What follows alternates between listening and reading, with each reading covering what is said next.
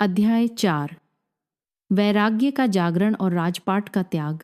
नमस्कार, मैं श्रीमती वर्मा और जैन धर्म की 24 तीर्थंकरों की इस पावन जीवन कथा में आज हम प्रवेश करते हैं। प्रथम तीर्थंकर भगवान ऋषभदेव के जीवन के चतुर्थ अध्याय में।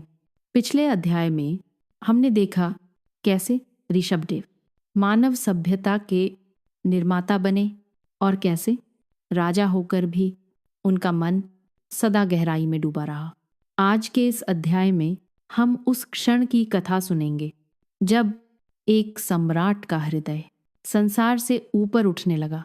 तो आइए मन को शांत करें और इस गूढ़ कथा में प्रवेश करें। वैभव के बीच उठता वैराग्य।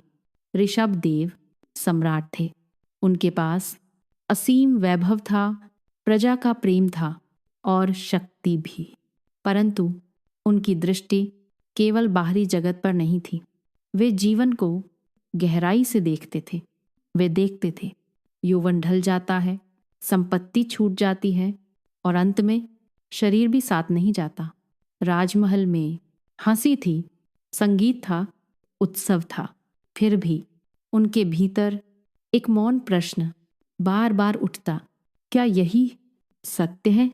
पुत्रों का जन्म और दायित्व। समय के साथ ऋषभदेव के अनेक पुत्र हुए। उनमें भरत और बाहुबली विशेष थे। भरत कर्तव्यनिष्ठ, शासन कुशल और अनुशासन प्रिय। बाहुबली बलशाली, गंभीर और अंतर्मुखी। ऋषभदेव जानते थे अब समय आ गया है कि संसार की व्यवस्था अगली पीढ़ी को सौंपी जाए। राज्य विभाजन का निर्णय।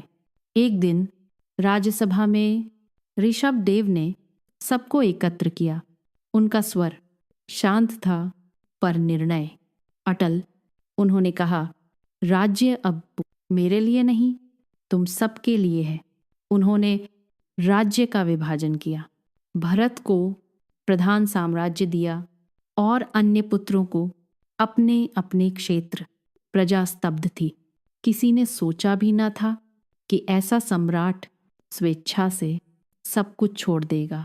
अंतर्मन का संघर्ष, राजपाट का त्याग सरल नहीं होता। ऋषभदेव भी मानव थे। उनका हृदय करुणा से भरा था। प्रजा का प्रेम, परिवार का स्नेह सब उन्हें बांधता था, पर आत्मा की पुकार और भी प्रबल थी। वे जानते थे यदि स्वयं मुक्त नहीं होंगे तो दूसरों को मार्ग कैसे दिखाएंगे। वैराग्य का पूर्ण जागरण।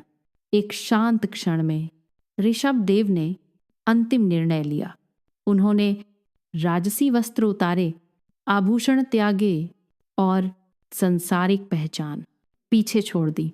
उस क्षण वे केवल राजा नहीं रहे, वे साधक बन गए। संपूर्ण अयोध्या निस्तब्ध थी। लोगों की आंखों में आंसू थे पर मन में श्रद्धा भी थी। अध्याय का भाव। इस अध्याय में हम समझते हैं वैराग्य दुख से नहीं, बोध से जन्म लेता है। ऋषभदेव ने सिखाया कि त्याग पलायन नहीं बल्कि सत्य की ओर एक साहसिक कदम है।